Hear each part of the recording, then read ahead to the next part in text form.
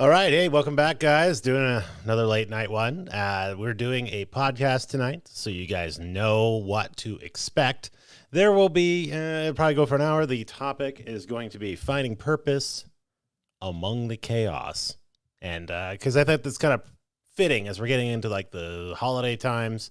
And I figured maybe some of you guys might benefit from that. So what we're going to be doing is recording the podcast as well as I'm just doing the live stream, and then I can get the video and we should be good. So, again, if you're interested in downloading the podcast, it happens every Monday morning at 7 a.m., and you can get it on your podcast, PST, because I'm in Pacific Standard Time over here. You can get it on Apple Podcasts, Anchor, whatever. There is a link in the description below. So anyways, thank you, guys. We're going to get this thing kicked off. Where there's problems, we have solutions. There's always another way or a better way. Then there's my way, the Boom Done way. Welcome to the Boom Done podcast with your host, Bo Safeguard. Well, howdy, everybody. Welcome back to a beautiful Monday morning for all of you guys out there.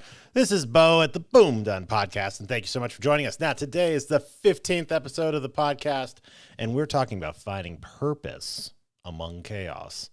Ooh, that's going to be a spicy topic because I tell you, right now when we got the holidays happening, people are starting to kind of go crazy. I know you probably get this when you're at work or you're around friends or family or whatever. Everything seems to just explode in the last minute, kind of just confetti of crap that you generally have to pick up. Or do you, right? Maybe that's the big question you got to ask yourself. Why is it that other people's problems become my problems? Why is it? It's because you're a boom doner. Okay, I got to be honest. If you're the kind of person who goes out of your way to fix problems, you identify problems, you action things, and you move things forward, people will eventually come to you to ask, hey, Bo, or person, whatever you're at, I need your help. I need you to go out there and boom, done some stuff for me. But do you need to do that? Do you want to do that? Well, I think there's some good opportunities here for us to have that discussion, right? Because usually what they always say is if you want to get stuff done, give it to a busy person. And I hate that, but I live that. That's what I have to deal with quite a lot, especially in my real life world. But these are all things that I think we can figure out. So I've got 5 different ways that I wanted to kind of confide in you to tell you these magical 5 items that are going to save you from the overwhelming chaos that's happening, or at least how to understand and think about what is relevant and not relevant to the chaos. Right now, self-induced chaos, stuff you create and stuff that you're having to pick up, well, can't do much for you. But it's like, but is there something, right? I think the bigger thing here is to start evaluating all the chaos to see if it really is chaos or it's just a manner of you're dealing with stuff. So I got 5 different things I'm going to give you, maybe even give you a bonus one if I think of a couple on the way. We're going to be talking about understanding. Number 1 is understanding value. Okay. Like you have to understand that there's a value of options and you got to choose which option you're wanting to go with. Number 2 is learn to remove some chaotic elements from your life. And then 3, toxic relationships are hurting you, that's for sure. Number 4 is outlining your primary objectives and do the elements in your life, just those. And number 5, family above all else, okay? So let's get kicked off with number 1. You got to understand the value of options, and learning how to understand value will make you a better person in the long run. It'll save your life. There's so much hassle, and you're going to find that by understanding or looking at what is happening to you in terms of value, this will all change on the person, right? And that's why I kind of leave it up there. So value is essentially what is something worth to a person, place, thing, whatever entity. In this case, we're talking people, right? Like I value a high quality piece of chocolate or a nice tall frothy beer on a hot day more than I value turning compost. Like they're important, but the timing is different, right? If I'm starting my garden, then compost turning becomes important all of a sudden because now I need that stuff for my garden to be successful. If I'm sitting in a test, drinking the cold beer is not a very high value at that moment. So that's what I mean is, right, you got to keep these things in perspective, that at some point values can change one way or the other, depending on the situation. Same with the chaos, right? This, I think, will help you quite a lot, because you have to realize there's relative value in everything, right? Interactions, people, places, projects, things, events, whatever, right? It depends entirely on you and what you're at right now. If you're the kind of person who says, man, I need to value everything all the time, you're going to drive yourself crazy, okay? You need to figure out quickly right now, time and place, right? If you take all the factors that you're dealing with or that are coming at you and start to think about them as like a rank and order system, right? So just because I'm eating a bunch of chaos and crap all at once doesn't necessarily mean that I have to do it or like don't even contemplate it. You know, a good example could be you have a really busy day at work, right? You come home, kid hasn't done any of his homework, dinner hasn't been made, house isn't in order, and the last thing you want to deal with is dirty houses or all this stuff. But guess what? If you have kids, you just deal with it. But in what order and what importance? Would I put food and make sure everybody's fed first? Yes. Would I then prioritize homework? Because quite frankly, if the homework gets done, it's more timely than if the house gets cleaned, right? So, I mean, that's what I'm talking about, right? It's taking that relative order and just trying to put stuff in. Now, I know people, when you're at work, you get hit from all angles, right? You're getting hit from coworkers, bosses, clients, whatever. Always think about the time factor, right? Among all the options you're going to be presented with in this plethora of chaos that you're going to have to enjoy, right? Think about if I did, which one of these items, if I didn't do right now, would be a problem. That's how I value when I'm dealing with multiple options and timelines. So if it's getting, like for me, if I'm doing MBA work, right, and then I get other work, like my work gives me a project, but then I've got class work, right? Work, those are kind of flexible depending on how you do it. But like school assignments, if they're not turned in on the day, you're hosed, right? And you lose points, and that's no good. So I value the classwork over my real work, you know? But likewise, if my boy has got problems needing help with homework and it's going to impede my ability to have time for my own studies, well, I'm going to help the boy. My priority is always the boy. And if I can help him, then I can use whatever time I have left to do the homework. And then during the workday, I mean, I'm just doing work. Yeah. So, I mean, it's kind of one of those weird time and place things, but you have to think of value as relative, and especially time, if it's time boxed. If it's time boxed, if you ever encounter a problem or situation that comes up and you're full of chaos, right? You got things blazing all over the place, things going nuts. You need to also consider the biggest thing is, if I don't do this right now, what happens? If it's not a big deal, down check that one. I want you to prioritize things where it is very time sensitive, very value oriented. So let's say a big client comes through and they need a paper, or they need a thing, they need a correction, they need assistance, and they're a big client and it's time sensitive. That's where you put it in, not filing paperwork or trying to see who's doing all these other things you got to deal with. No. Cut all of it out.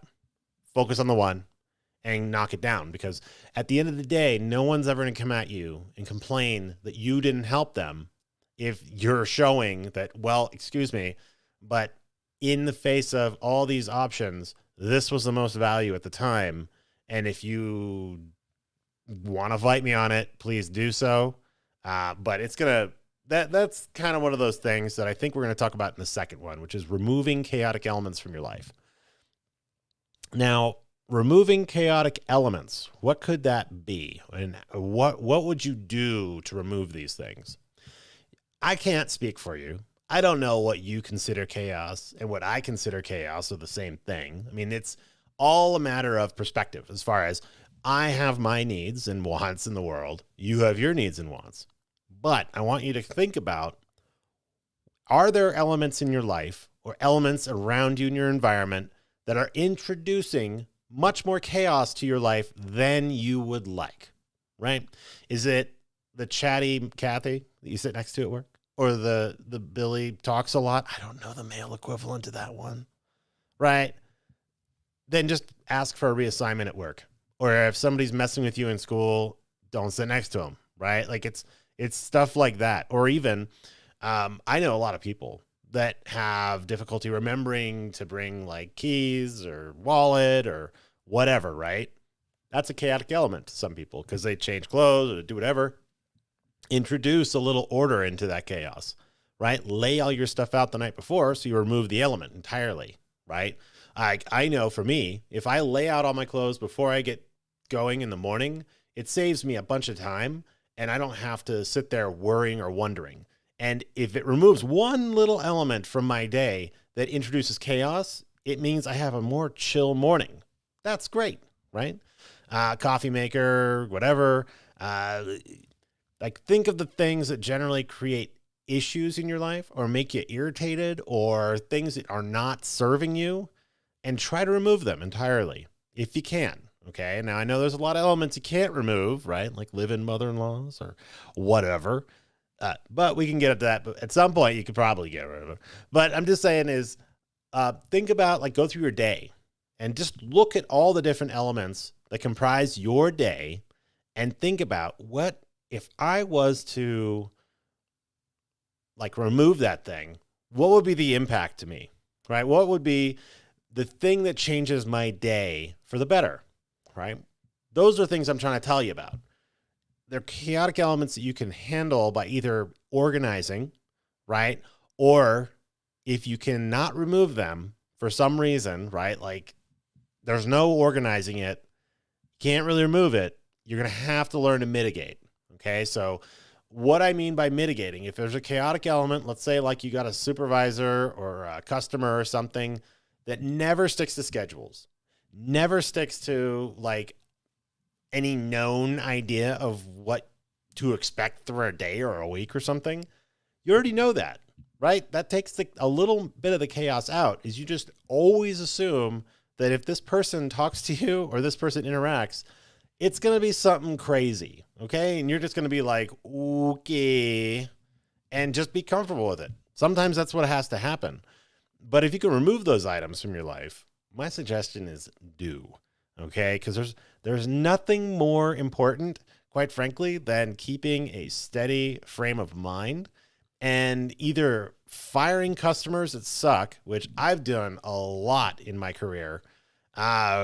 If they're a pain in the ass, they're not producing a lot of money, they're costing you more time and resources in operations. There's no point in keeping a customer around that's basically eating your margins by taking your people's time. Or in my case, even with my other businesses, right? If you're a pain in my ass and you're not a profitable pain in my ass, I just fire you and just give you your money back and tell you to never buy my stuff again. Because I don't want to deal with you. And I'll tell you this, there's nothing more satisfying than having somebody going ape shit on you and you just tell them, nah, dude, sorry. I'm just going to fire you as a customer. And they look at you and they I don't know if they look at you, but they probably look at their phone or their whatever, right? And just lose a little part of their mind of like, what? I didn't know a business or a person could fire me. Yes, you can. Firing customers that are pains in the asses saves you money. And why do they save you money? Because they save you hassle. They save you additional operational time. So like dealing with the question, dealing with the comments, dealing with like all these if you get somebody who's a real pain in the ass, you get chargebacks, you get shipping issues, you got to retake product, you got to deal in services and all this stuff. It's blah, blah, blah, blah. Remove them, fire them. Learn to remove chaotic elements from your life. Again, it could be as simple as I can't find stuff I need to make sure I have all my crap in my pockets before I leave them. Make sure you lay it out the night before. People are chatty and wasting my time all the time. Ask if you can get away from those people at work or if you can just work remotely. That works excellent, especially in the post-COVID time. And then if you get people that you cannot get rid of, that are a pain in your ass, you either have to learn to accept that behavior is going to be happening to you, or if you can fire them, because that is fun stuff. Now, number 3, I think this is one of those things that's going to get rough because sometimes you can't fire people that are really close to you or people that are, I don't know, almost indispensable. I know there's no one indispensable in life, but there are people that are indispensable. But like my third point here is talking about exactly kendo cart. That's right. So I'm on YouTube doing this live as well. Fun times. So toxic relationships, okay? Toxic relationships hurt you more than you can think. And the worst part about toxic relationships is sometimes they're one of those like horrific, cancerous items that sits right in plain view. And you're either numb to it at this point because you've just either learned to accept the behavior or your frame of mind hasn't shifted enough to where you acknowledge that this is not serving you. Right. It could be guy, girl, kid, old person, whatever. It doesn't matter. Right. Customer, coworker, boss, supervisor, just name people in your life. Right. One thing I like to do every once in a while is like about every 6 to 7 months. I usually do like a little get check. I do it like on my birthday and then my unbirthday, which is, if you're a person who enjoys it's 6 months after what your birthday is. Okay. That's when your unbirthday. So that way I just use that as a reference. So that way I'd be like, January 30th and then July, I'll be like, okay, who am I enjoying hanging out with and who am I not enjoying hanging out with? Right. What do I like about the people I talk with all day or what don't I like? Okay. So for me, right, I had to make a decision when it came to people in my life. And a good example of this actually is, so I was dealing with, so my dad, my actual bio dad is somebody who probably has a really good heart going for him, but doesn't have the capacity to really aid you or add things to life. More is just like used me as more of a dumping ground and the complaint department and kind of just shit on me a lot. And I didn't realize it. And like 4 years ago, I kind of reevaluated that and just said, you know what? If I just step back for a second and look at this person as a person, would they be a friend? No, because no one generally tells you they can't believe you were born and you fucked my life. None of that never happens. Okay, well, let's go with number 2. Do they aid or add to my life? Well, not really. It's been more of a problem for me to have to deal with, and I don't really like it. And then third is like, what could I possibly do to help improve this situation? Or is it something I'm doing? Because the one problem you're going to run into is if you're running potentially down like a little bit more of like a narcissist kind of feel where it's like, I don't do anything wrong. Everything's blah, blah, blah. You just step back and think, wait a second. I got to evaluate this from your end as well as my end. And if you can figure that, you can kind of tell really quickly whether or not you're a part of the problem, if you're honest, right? Or if it's the other person. And in that case with my dad, I was like, nah, dude, like I'm done. Like, I don't want to be a part of this. I think that this is ridiculous. And let me know if you ever decide to like get over your stuff and we'll talk. And it's been like 4 years. And I'll tell you what, so I met and married my wife, had a kid, and the first time that she ever knew the name of my dad was when my grandma was talking about him. And my wife was like, who's that guy? And I'm like, ugh. So my grandma explained. And she's like, wow, I can't believe I've been with you for almost 5 years and I've never even heard of the name. I'm like, yeah, I know. It's amazing, isn't it? Because I guess for me, I can just compartmentalize and remove. So if it's like super toxic, not useful, something I'm just not proud of or not thinking, and I just feel like, wow, this is dumb, I cut and move when it comes to people. And you can do this, okay? Now, don't think of it always as cutting and like removing stuff like defooing people or whatever, okay? I'm just talking about step back for a second and really think, right? When I had like random people in my life, when I was living in San Francisco, many of them would only value you based on like the level of connections you had, right? Like, oh, do you know XYZ? Do you know YXP person that works at XYZ company? It's like, really? I mean, dude, we're sitting here enjoying a beer, hanging out, watching the beautiful nature of this city, just shooting shit with each other. And the first question you're asking me is whether or not there is like I know people that can help you. I don't even freaking know you. What, you think I'm going to burn my connections on you? Right? There was a lot of those people. Oh, let's see. Laza McCowan says, yeah. Number 2 is what I said to my manager when I told him one of these types of customers where to go. And he's like, yep, next, and move on. That's a good manager. Laza, you have a good dude, person, whatever on your hand there, because I love firing customers, and that manager who likes to fire customers, that's a good manager. Yes, yes, yes. High five to that person for sure. There's nothing more satisfying than firing a customer. But back to like what I was talking about, right? So people, depending on where you're at in the world, could be a lot different, right? You have to look at how people interact and how people kind of meet and talk from a cultural perspective, right? Like for me, I'd have to say if I had more, gosh, I have way more friends in California that are of Asian descent than I have people that are white in my life. And it took me a while. I moved from California, San Francisco to Reno.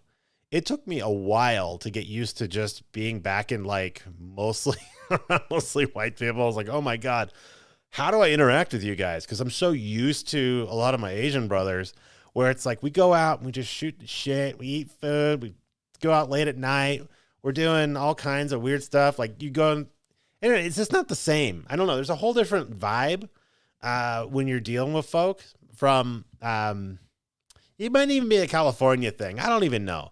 But like most of us on the coast, if you find a good crew of people, you can basically just go hang out, do whatever. It doesn't matter. And there's no pretext. There's no context. It's just like, bro, they have Starbread down the street. You know, we should just go get Starbread. Like, hell yeah, no problem. But then again, that also changes because I was in my, I think, time and place also helps. But you got to think about it as far as, is the persons or people or group or team I'm on helping or hurting me, right? That's a good one, right? Do I feel comfortable, happy, cared for, loved, or at least understood in my peer group? Yes or no? Then maybe you should consider thinking about them in a more scientific approach. If you think of the person as, here's my litmus test for figuring out if a friend is a friend, okay? I will randomly text late at night, inconvenient time, like a thing. I'll say, dude, are you up? I need a favor. Can I call you? And it's like 10:30 at night on a Sunday. You know, and I will see how long it takes them to respond to that request. Because for me, I look at it as like, okay, well, if you're either asleep, which I'm cool with, you know, then I'll get a text or something saying, bro, sorry, I was sleeping or whatever. What's up? What I'm looking for is, are they willing to say, yeah, dude, give me a ring? Like, it doesn't have, if they're immediate, great, right? But then again, most of my friends are, I think, mostly night owls. So if I text at like 11 or 12 at night, they'll be like, yeah, what's up, dude? You know? So, but what I'm looking for there is like, don't give a shit. Just, dude, if you need something, let me know. I'll help you out. You know, I think that is a sign of like a healthy kind of exchange relationship. Now, you're not doing this because, you know, you're not trying to add. I always like to think about when you're dealing with friends or making new friends, I view the relationship kind of like a bank account where you have to deposit more than you withdraw. Okay. So not necessarily going your way, like, oh, I'm going to buy you a coffee and like going crazy, right? Like use the introvert way of talking about favors, right? Like we have pleasant conversations. We talk about relevant issues. I ask how you're doing, blah, blah, blah, right? It doesn't have to be monetary or gift based, but it's more like you're depositing resources, like emotionally, spiritually, into that relationship. And before you withdraw from the relationship, you have to make sure that you're depositing enough give a shit. So that way the folks, like when you're asking something, nobody's going to be surprised. There's not like a big thing there where they're like, oh my gosh, Bo's calling because he wants something. It's like, nah, dude, he's just, for me, I just want to know, like, if you're the kind of person that values me as a person and you understand, like, we've got enough in common, we're having fun, we're doing whatever, not toxic, right? If they're willing to give back or willing to ask you or even just randomly check in, that is a solid one.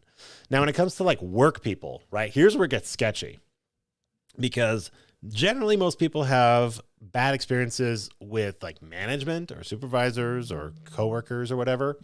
And that's something that you can totally, do or get around. It depends, right? Sometimes you can't. Sometimes it's just who they are. But what you do have control over if you're working for somebody else or doing your own thing is if you are there or not. Identifying a toxic work environment, identifying toxic people. That one's a huge one, right? What I will say is if your management or people that you're working with don't respect your time, right? Like they call you randomly, you get calls after work hours, and it's not like a normal thing. Like if you work in septic tanks or something and you get a call at like 9 at night because somebody's tank's exploding out of their bathroom, that's not toxic. That's just work, right? I mean, that's just the nature of the beast, but we're talking about like you work a 9 to 5 gig, you work like a very fixed kind of thing happening, and you're getting random calls that don't make sense to what you do, or you're getting brought in to deal with issues that aren't yours. You're constantly bailing people out. You're kind of this kind of just like dumping ground at work.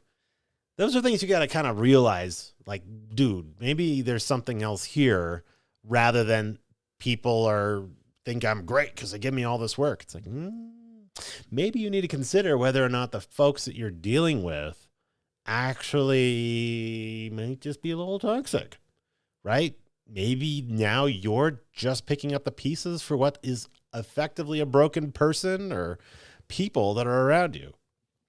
You got to decide whether or not you want to endure it. Just like we talked earlier about people you can't really get rid of, but you have to kind of deal with. These are not people you have to deal with, especially in this job market. I mean, shoot. Hell, I was just reading an article talking about that there were like 4 million people that left their jobs sometime in September. And I was like, what? Really? And there's almost 1.5 to 2 jobs for every one person that is unemployed right now if you wanted it.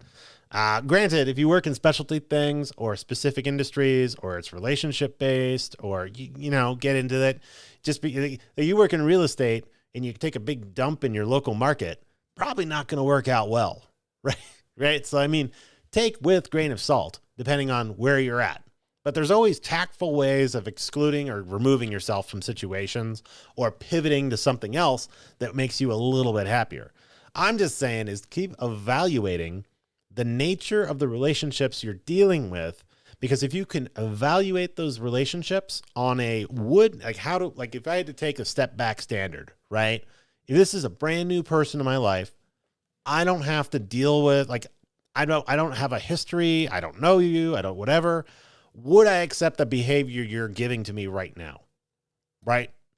Would I accept that? Would that be something that would make me super happy and excited? And if the answer is no, don't throw them out yet. I'm going to suggest to dig, because sometimes when you're dealing with people that definitely have toxic behavior to them and they're creating all kinds of chaos, a lot of them are oblivious to it. Okay? Oblivious. I've had multiple times when I was in San Francisco working on gigs or working with clients or whatever. And I would have like a manager supervisor person that would like routinely deliver at like the last second at any deadline. And even if they did, it was half-assed and you wouldn't give me everything. And I just had to sit down with this person. And I was like, dude, you realize that me and my team rely on you and your team to do this job.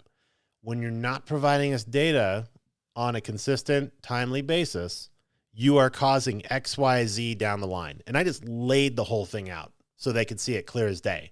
Like, what is the impact your behavior is having on the whole of my team as well as the entire company, right?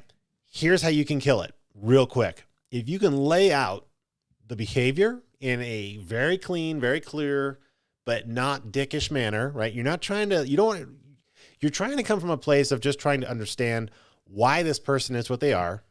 It's more of like a benefit of the doubt thing where it's like, I don't think you see the full picture.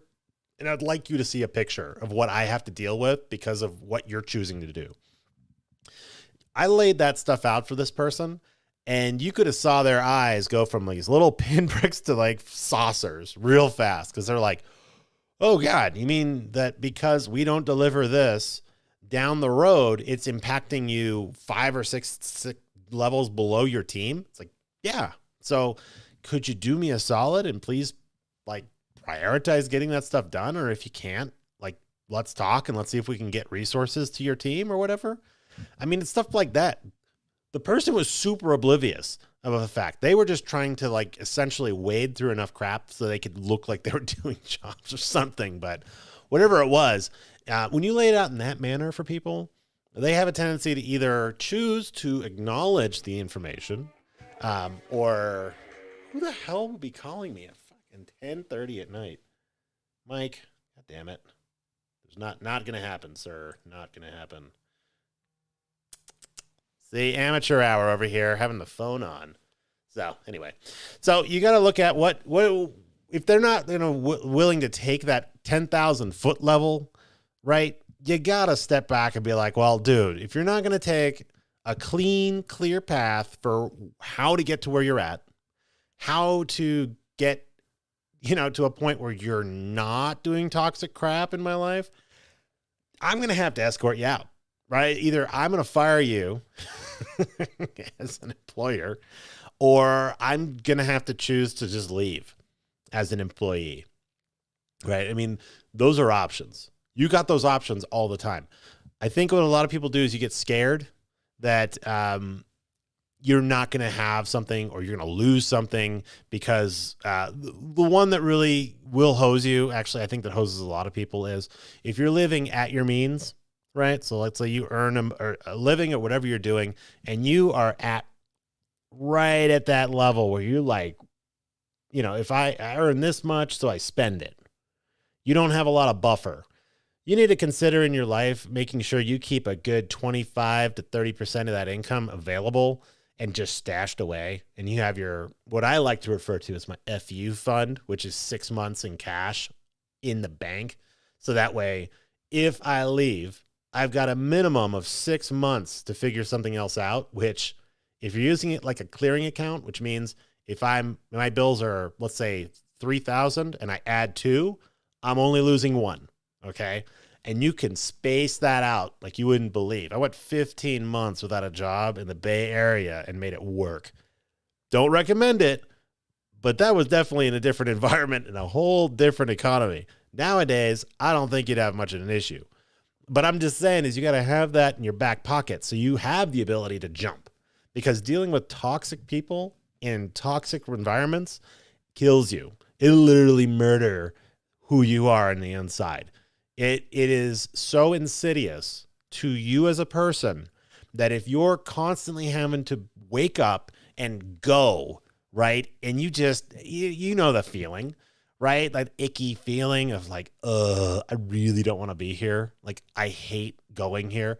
The second you start getting into that mentality with what you're doing for work or the people you have to interact with or whatever, you need to just step back for a second and really contemplate, what about this situation is making me feel like pissed off, angry, terrified, scared, whatever the emotion that goes through you when you're dealing with kind of toxic stuff.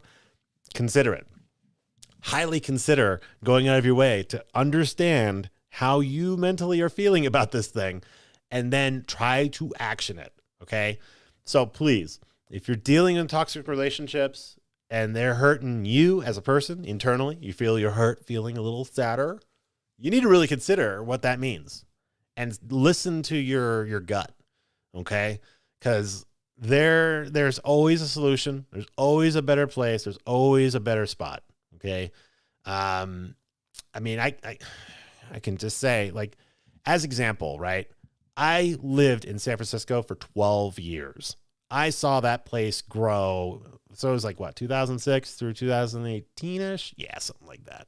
So I saw the tech boom, right? From the literal start all the way to when it was starting to kind of get a little bit, I'm going to say plateaued.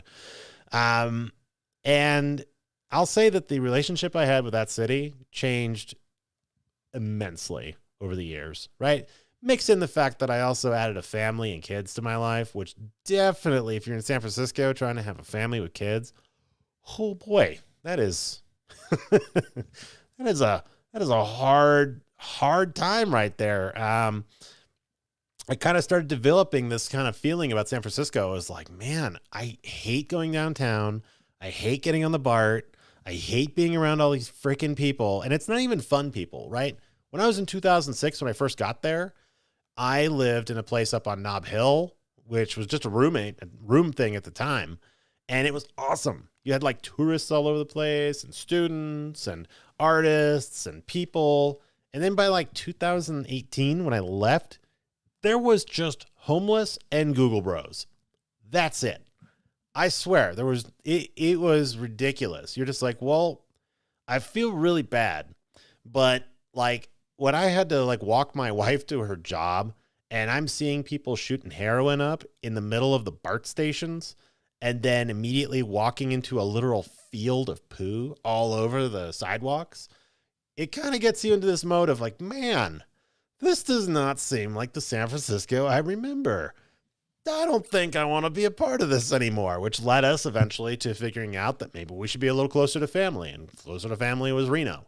And I will tell you this, when we left San Francisco and then moved to Reno, it was a big shock, but a good one. Okay. It was just one of those where it was like, it was like running an engine right at the rev limiter constantly, and it's just pinging off that rev limiter, because if you fail at all in the Bay Area, you just basically blow up and die, because you either are making it happen or you got to get the hell out because there's nothing happening. And what we were doing was like, we were doing great. As a couple, the two of us were good, but compared to what was there in San Francisco and what we wanted, which was like a house and a little bit of peace of mind, we were killing it, and still lower middle class at best in the Bay Area. And then we move out to Reno, and I can work at a regular old Joe job and we make it just fine. And my wife doesn't even have to go to a 9 to 5. She works for herself and she's immensely happier. Me, I have the opportunity and time to do stuff that's definitely not, I wouldn't do it in San Francisco, right? Like, like own a house. Hey, there you go. Can't do that in San Francisco. Well, I mean, you can, but for us, it was just like, oh my gosh, I couldn't imagine San Francisco. And when we left, it was so stupid expensive and so crazy that it just didn't feel right. It didn't feel right. It felt like you were wearing two left shoes every time I'd walk down that street in San Francisco, every time I got off the BART, every time I parked my car. And after like getting my damn windows broken out a couple times, it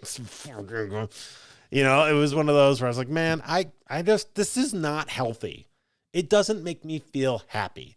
Now, granted, I love my friends in San Francisco more than anything. Any of them call me at any time, I will figure something out. We'll get something done. Love those guys, right? But holy shit, when I moved to Reno and saw that there was a different life that I had not been enjoying, which was just more like, now you're running that red limiter instead of pinging it all the way at the red line. Now it's just like cruising. It's like going 60 miles an hour, 2,000, 2,500 RPM, just chilling, 65 down the road, and it was having that time to breathe, just financially, as well as just mentally, emotionally, physically, spiritually, that I actually was able to understand that I had a toxic relationship with San Francisco in the Bay Area, because it was one of those where I was like, if I leave, I'll never be able to come back. That was kind of how it is. You leave in San Francisco, it's very hard to come back. But I'm okay with that. I tell you, every time I go back, I'm just like, what the hell was I complaining about? Outside of the food and my friends, man. And even then, I don't even know if the food's any good anymore, because most of the places I used to go to downtown, I don't think are open anymore. Except for the really good places in Chinatown, in which case, I'll be still happy. But, man, I'm so glad that I'm done with that. Anyway, I went on number 3 there for quite a while. Who's interested in number 4? Everybody? All right, all of you guys, great. I'd love to hear about it. We're going to talk about number 4, my 4th way of helping organize the chaos and finding purpose among it all is outlining what your primary objectives are and the must-do elements in your life. Let's dovetail what I was talking about with that move from San Francisco to Reno, okay? Now, in San Francisco, for me, right, I do woodworking. I mean, I see there's like an outline of like table saw right there. I'm going to try to put it back. There you go. See it right there? Okay, great. If you're listening to this on the podcast, I'm randomly pointing at wood tools behind me because I like woodworking. It's a fun thing I like to do. And I wanted a workshop. I wanted an actual garage area where I could do my thing, do podcasting, do video work, do woodworking, 3D print stuff, whatever the hell I wanted. Because I'm the kind of guy that if I can't see it in the store, I will build it myself. And especially if it's furniture or any of that stuff, shit, I don't buy that. I build it myself because I'm a woodworker. But I didn't have a lot of that in San Francisco. I mean, I had a shop. I had a couple houses I lived at, but trying to do a single wide garage that's 20 foot tall or 20 foot long with a wood shop, holy shit, good luck. It is rough, but the thing is I build small items anyway. So I set my shop up, not because of what I wanted to build. Because if I wanted to build, I want to have that table saw in the middle. So I got a lot of options. But when you only have like 10 feet side to side and you put your table saw in the middle, you're basically only, even on the side, you're limiting the amount of stuff you can cut to like just about 30 inches or so, maybe 40, 48, because you just can't get wide. Like, remember, so for you guys who don't know, lumber comes in generally 8 and 10 foot lengths. So if I have a 10 foot wide garage, you can't do shit with that because I have to now cut the wood in half to use it. And I was like, this is dumb. Like, I love doing woodworking. I love having the ability to just build stuff. And in San Francisco, the space constraints, right? You're talking about a ridiculous amount of money to get a place that has a garage or a basement space or an open free room. And then mixed on top of that, good luck trying to be able to run a table saw or a dust collector. So when I moved out to Reno, I was like, man, I really want to make sure that when we move out to Reno, we do not encounter the same crap we dealt with in the Bay Area. Like, I want to make sure, for one, if we're moving from constantly renting place to place to place to place and worrying about a landlord that's going to raise our rents or do XYZ, or you can't have a pet or you can't have a whatever, why would I leave that to then do the same situation in a different town? Hell no. Primary objective of moving was I want to own a house, and I needed to do it in an area that is healthy, happy, and I don't have to worry about anything, right? We could do that in 2018. Now, if you tried to do that in Reno today, that's a little rougher. I mean, holy shit. I'm so happy we moved when we did. But point being is, the chaotic element of the move and all that was like, it was a lot, right? I mean, there was a lot going on in life when I was considering moving out of San Francisco and trying to do a move there to Reno. But always and consistently, it was, I want to make sure my wife and kids have a happier time in wherever we move than where we left. Primary objective, right? Number 2, tertiary, secondary objective. Have a wood shop so that way I can actually build shit and have fun out here. And it'd be nice to have gardening space and have the ability to kind of be able to shoot video, because when you have a big open area like this, and it's a finished garage, which is actually pretty dope. So it doesn't have a lot of problems with like sound echoing or whatever. I can actually I'm doing this podcast right now in the garage, and it's not terrible on the acoustics, which is great. Anyway, secondary objective. Those were the things in my mind was just, it really eliminated a lot of options when it came to looking for houses or looking for places to live when we moved to Reno. It was literally like, all right, let's find the best schools. Great. We can see best schools. Cool. We have an idea of where to look, so we could exclude a whole lot of areas. And then we would look at stuff like, well, what are the demographics of that school? Because my boy is half Japanese, half white. Okay. So I would have preferred, if I could, to try to find a more mixed diversity school. Because I didn't want, it's not like it's a big deal. He's dealt with, homogeneous groups of people before. But I knew down in South Reno, there's a much greater diversity of people than in other places. And it had really good diversity scores in the school. And it was great. And so we found a place, put it down, got it done. And I mean, by the skin of our teeth, I got to be fair, right? Let's just say if we were trying to put this in a sports metaphor, this would be like we're down by 1 touchdown. I've got 4th down on the 1st yard line on the opposite side of the field, and I'm running a Statue of Liberty play all the way up the field and just barely get there, but got there.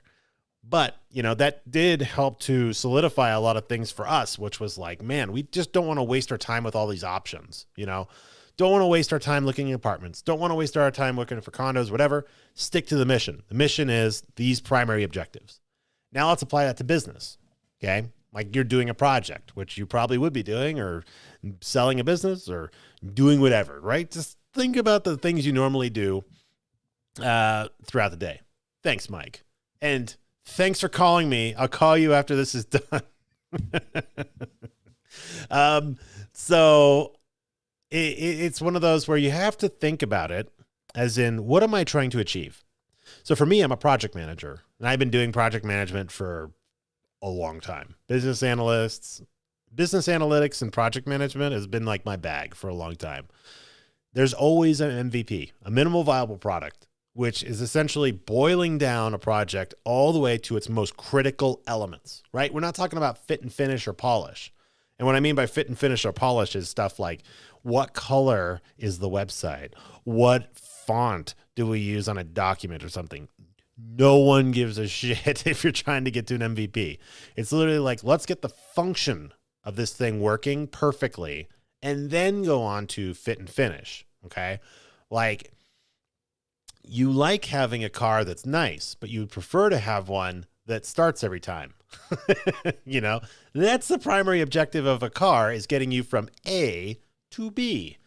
Now that we've got A to B covered, which is something, and like we're just going to go through and now put some other stuff on there, right? Add leather seats, add this premium stereo. We can do all that later.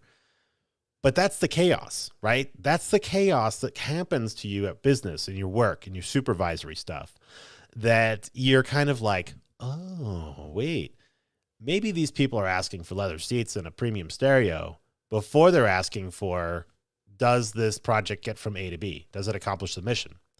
So what I like to do is obviously the project manager, one of the more important things you should consider doing, which I highly recommend, is doing something like a project charter and making sure that you understand all the players up front, right? If there's anything ambiguous about a project, about a product you're trying to build, or whatever, name it, if there's any ambiguity up front, the ambiguity will just detonate through the rest of your project. Okay, so what I like to do is ensure that we have a common understanding of what the need is, what our objective is, and what we'd prefer to have at the end, right? Like, give me the fuzzy feel. Like, what are we, like, our present and current process versus our to-be process, ideally. And then 3, time and budget constraints. Depending on where you're at, time and budget constraints will make a big impact on the to-do. But I like to get people to think about what ideally is the biggest problem. And we use a lot of things in the project management world, kind of like Kaizen events, which are friggin' awesome. If you've never done one before, they're great. Kaizen event is essentially taking a whole buttload of Post-it notes, getting the whole team into a room, and then walking processes. Literally, like, I hand the form to Guy. Okay, well, what did you do on the form? Let's break the form down into all of its components, right? And then you go deeper and then say, well, is there any other method of communicating this form to Guy? You know, you go into every minutia possible of the project. And you normally do this on like what the current processes are, because what you're trying to identify is, would the needs of this person, right? So if these people are complaining or trying to get something solved, what I have found is very generally, hey, thanks, Mike. Appreciate it, buddy. Got a little follow member thing on the old YouTubes. Thank you, sir. Speaking of good friends from San Francisco, he's one of the best. You want to establish up front is like, people are saying, oh man, here's the biggest problem I have to encounter and deal with on a daily basis, or this is the thing I want solved. There is a high likelihood that their failure is not in the end product, but it's somewhere upstream. All right. Now I can give you an example of what happened in a project I did way back. Okay. So no names, no faces, whatever. I used to work in online advertising. Okay. So I was working in the accounting side of it. So we'd be doing invoices and statements, making sure that they're all good. They matched what, our customers wanted. In this case, it would be like an advertising agency or a marketing company or something that wanted us to do some display ads, do some mobile, do some whatever, and it'd be done. We were encountering a lot of problems with like clean data, as far as like, we're saying like, how the hell would we see a price? So in this case, you're talking about like CPM price. Like if I have so many thousand views, it'll be like $10 or something, right? We were looking at it and seeing like $10.53. It was like repeating like 8 times. So you're never going to, why would there be a partial penny, or why is it $9.76? So something seemed funky. But the problem is that all that data coming down the stream was destroying our invoicing and statements, because it was now having to truncate that and say, if it was a $10 buy, but I'm seeing $9.76, there's a problem, because that money is now being calculated across everybody. Now it's not a problem if it's under. So if it's $10 and our system's showing $9, people are pissed they're not making as much, but it's nothing out of our pocket. But if we're promising, like, let's say we only can collect $10, but for some reason the system is showing 11, that's a big problem, because I can only collect 10, but now I'm paying people based on 11 as a mark. So what was happening originally, we thought it was a problem with the accounting system. Like, what the hell's going on? We're inputting data out of the system. We're showing that there's an amount that doesn't quite match up. Something's got to be funky, right? And management's pointing at us because we're obviously the accounting people that are screwing up the statements and the invoices. Let's fast forward to now going through a Kaizen event, where now you're outlining exactly what components of that system were the problem. And you just go upstream. And eventually it turned into, wait, the ad traffickers, which are people who say, like, will place an ad and then make sure it performs correctly. What they were doing was messing with the algorithm. So in this case, we will show a $20 ad before we'll show a $10 ad, right? We'll show a $10 ad before we show a $1 ad, because we want people to make the most money possible on their website. That makes sense. What they were doing was taking a $10 buy and then changing it to be 12 or 15 or whatever for a short amount of time to get it to spend its entire budget of views, and then they would turn it back to 10. Well, if you run 75% of your campaign at $10 and then the last 25 at 15, you're going to get a weird mix in the middle. So we discovered that. And then as soon as we discovered that, we just started looking back at user logs to find the people who were doing it. And it wasn't very many. And everyone who did it, it's just one of those things that happened back in the day because there wasn't controls in place. Again, we're at like the beginning of the freaking ad boom. And we were able to show this to management. We're like, guys, it is nothing to do with accounting. This is entirely on the trafficking team as well as the salespeople, because they're going in there manipulating the numbers to get their individual campaigns to spend entirely. And then we have to deal on the back end of trying to fix the statements. But that does nothing, because if we're showing publishers or websites, right, an amount of money that they earned, and let's say they earned $11 worth, they're earning money off of an $11 buy, but we can only do a 10. We're basically paying them out of our own pocket the difference. And that little nugget right there of information changed the entire narrative of the chaos. Because now we knew definitively that this issue didn't start in accounting, or it didn't start in my team. It was actually upstream. So there wasn't any need for a new system. There wasn't any need for going down the road of getting consultants or buying whatever. All it took us to do was just establishing what is the primary objective we're trying to accomplish with what we're doing. And a primary accounting one at that point was just make good invoices, good statements, happy people, happy clients, right? That was the whole objective.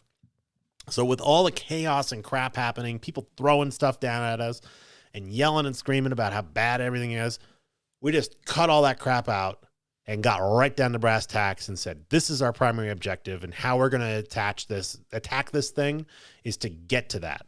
We want to remove all the noise and get down to exactly what we're trying to accomplish as a group, and then work upward from there. So that is something I can definitely recommend to you guys. Kaizen events, your life will be so much easier if you go down the road of looking at the entirety of this process. Don't ever consider that if there's a problem or a thing that's creating chaos at your job or your work or an organization or school or whatever, there's always going to be some weird common element that you just never anticipated that might be the thing, right?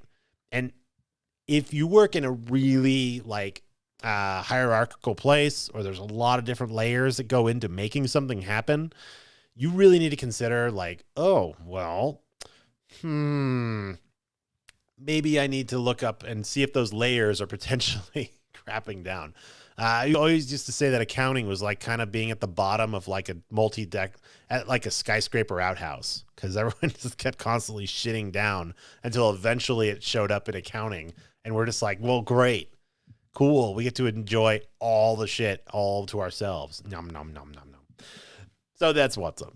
I'm just saying is get to your primary objective. If you focus on the mission when you're dealing with all this crap, all the crap doesn't matter. Okay. You just get down to brass tacks, move on. Your life will be a lot easier. And then number 5.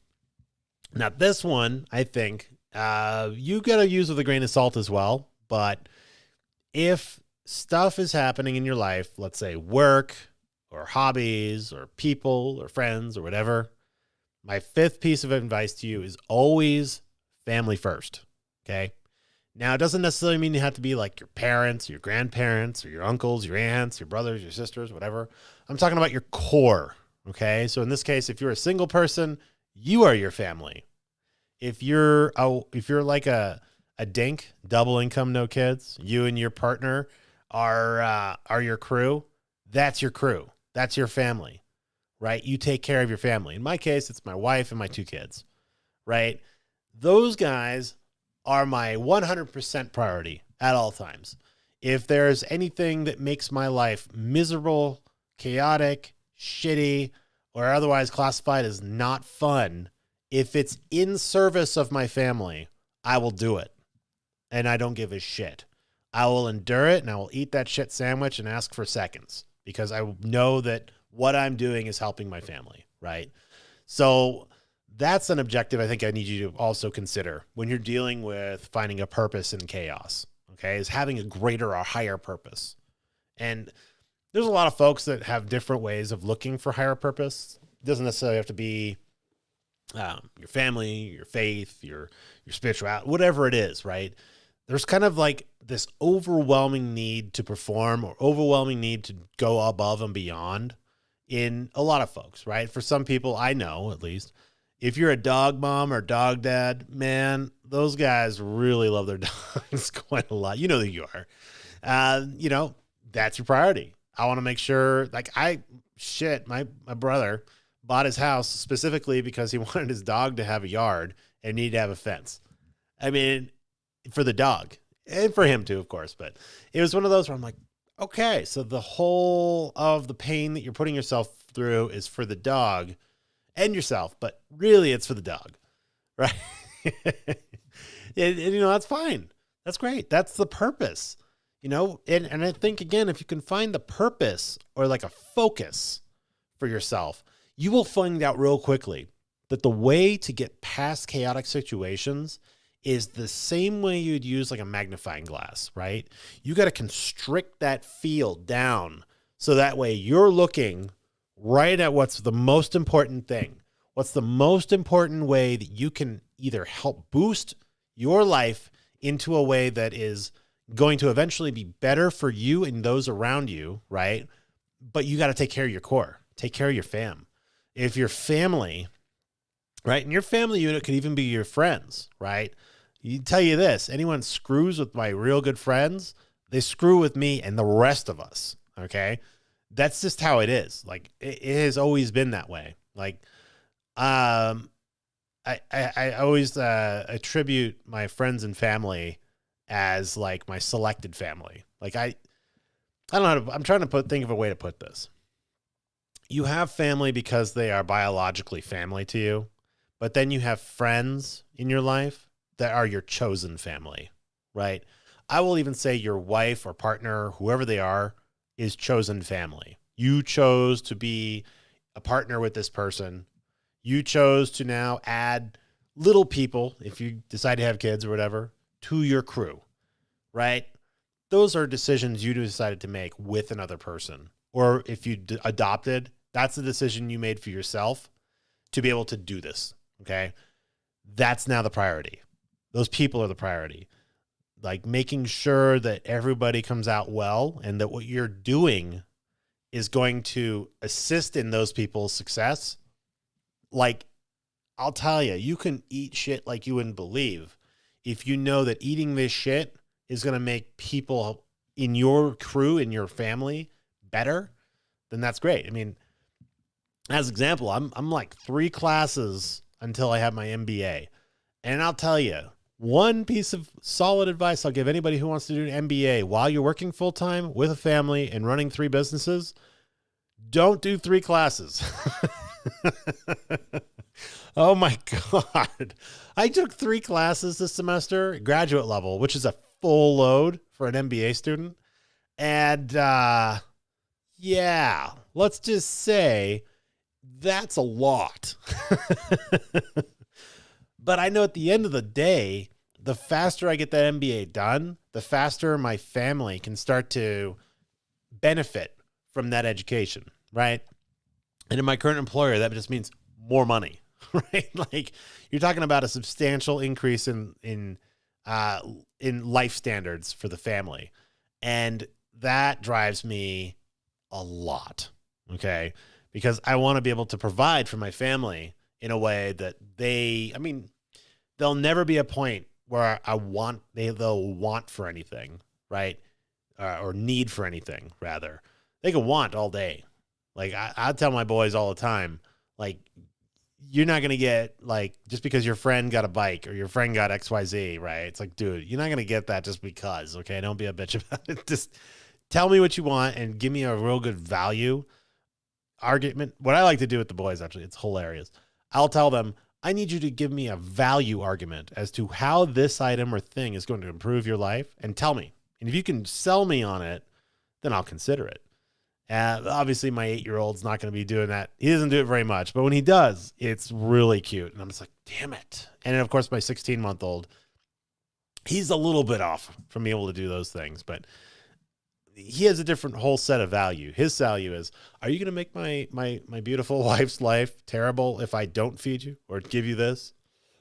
I'm going to give you the squeezy packet, buddy. You want that squeezy packet? You're getting that squeezy packet. Okay. So maybe I'm a little bit too soft, but anyway, the point is that you should be prioritizing your family and friends, your chosen family and friends over everybody. Now, granted, if you've got really awesome family and you're a nuclear family, you have a great relationship with your parents and your grandparents, and your uncles or aunts, whatever, right? Add those to the crew. If you're saying, man, oh man, I will do anything for my mom, which I will, then I will do what I got to do, even if I fucking hate it. For me, thing I hate worse than, let's say, bamboo up the fingernails is road trips. But when my mom called and said, hey, I need help moving from San Francisco or from San Diego and dumping my stuff in Reno, can you come help? I was like, fuck, I don't want to do this. But I love my mom, so I'm going to do it. You know, stuff like that. You're like, damn it, whoever likes road trips, I don't know what the hell you guys are into, but it is the most boring, monotonous shit I ever had to deal with. And it basically makes like the vacation into a job. Why would you do that? Anyway, what I'm saying is if you're willing to go to it and you, what the hell was that? I don't know.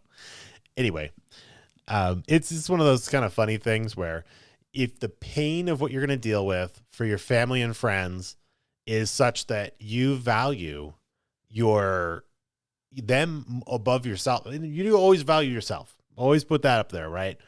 But if this thing they're asking me to do, or this thing I need to do to make their lives better, is pain and misery, do that. Okay. That's what I'm trying to get to, is there's a shitload of chaos you're going to be introducing into your life because you want better for those that you love and care for. Then it's worth it. Okay. That's what I'm getting to. So make sure, let's just go over those 5 real quick. Because if you can get all of these 4 things, the number 5, where you take care of your family and friends, everything works out. Okay. So understanding the value of your options and choosing accordingly is the first one. Make sure for a fact that what you're choosing to do or what you're choosing to not do is based on a value situation, a timeline, a thing, and it will completely obliterate a whole lot of options that otherwise would complicate your life. Okay. And be cool and happy cutting stuff out. You're going to want to learn to remove chaotic elements from your life. So if you know you're the kind of person that misplaces your keys or your purse, or you don't know where your car stuff is or whatever, solve that problem up front, and then you don't have to deal with it. And again, if it's just there's disorganization at work, get it organized. If there's stuff out of place at home, get it organized and figured out, right? If these are chaotic elements for you, you can handle trying to do some forethought or a little bit of planning would solve the problem. Do that. Okay. That's what I'm saying is poor planning, or what is it? Piss poor planning leads to piss poor performance. Something like that. I forgot. It's something really great. But anyway, number 3 is toxic relationships. Be brutally honest. At least I'd say a couple times a year. Just check in mentally of like the people that you're dealing with. Most times, I think most toxic people, if you don't respond or you don't give them what they want, they kind of just go away in your life, and you don't really, you don't have to deal with them. But if you have to deal with them because like you work with them or they're a customer or whatever, be happy and okay to fire bad customers and be okay to just walk. You know, I'm telling you, man, like working in a place that sucks and you want to, like, your gut hurts thinking about having to go to work or to do whatever, then you just need to consider that as a toxic relationship and get the hell out of that quick. And there are so many places in the world, and the place, even if it's different industries, different businesses, different methods of making money or whatever you have to do, don't do it. Okay. Like, we'll figure it out. Number 4, if you outline your primary objectives and your must-do elements in life, it will clarify everything in the chaos. Okay. Just like we do in project management, take that most valuable product and get this thing boiled down to what will get the job done right now. And if all the noise and crap in your life is complicating your life, you need to remove it immediately and get done with what is primary in what you're trying to do. If it's a job assignment, get exactly what you need, get everything handled, do it. And then don't go to then just eliminate all the distractions and all the crap, knock it out. And then number 5, if you're doing everything 1 to 4 in service of your family, right, or your chosen family, then the focus you have and that internal drive to constantly be performing because you care more for others than you care for yourself at times, that's powerful, right? Thinking like what I do when I start getting frustrated or angry is I think of, will my actions or the thing that I'm doing right now lead to happiness or sadness for my family, right? Like, if I choose to do this in a way that is X, will this be beneficial to my friends and family or not beneficial? Those are things you got to think about when you're dealing with a whole bunch of chaotic bullshit in your life. And I'll tell you this, right? It helps. When you're dealing with bad customers, you're dealing with bad situations, you got to do things you generally wouldn't like to do, but you love the people and you know they need you and they know you can do something for them. There's a lot that you're going to be able to find internally that will make that happen. So, but anyways, guys, that's what I got going on for today. If you're interested in being on the podcast or talking about stuff that is interesting to you, let me know in the comments, or, well, I guess there is comments on this because it's on YouTube, but also you can email me at boomdonepodcast@gmail.com. Again, I'm going to try to see about maybe doing a little less touchy-feely stuff in maybe next week. We'll do something a little bit more technical or whatever related to boom dunning. But there's so much about kind of mental space and kind of holding like an element of like containing yourself that has to happen for you to ever really be successful anyway. So if you can't master yourself, you really can't master anything else. That's just an old guy's advice at this point. Damn, I'm old. Not really, actually, but looking back now, I got all these old guy stories, and I got so many people. As soon as I start seeing people that are born in the 2000s, and I'm now working with them, I die a little on the inside because I'm like, oh my God, I was in college when you were literally born, and here you are. Oh, it's like that scene out of Saving Private Ryan where, Matt Damon turns from young guy to old guy. I'm like, oh. So we'll do a little something of that next week. If you have any suggestions on what you'd like to see or hear, you can drop it in the comments below or send me an email. Or there's a Twitter in there too, but yeah, that'll be a while till that's actually relevant. So, well, anyways, guys, I sure hope you enjoyed having this time. And I will see you on the next one. Boom, the podcast about.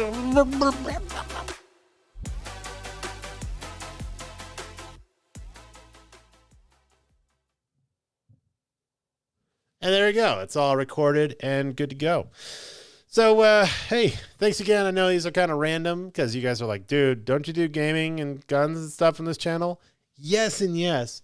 But it's also because it's my channel, so I just do that.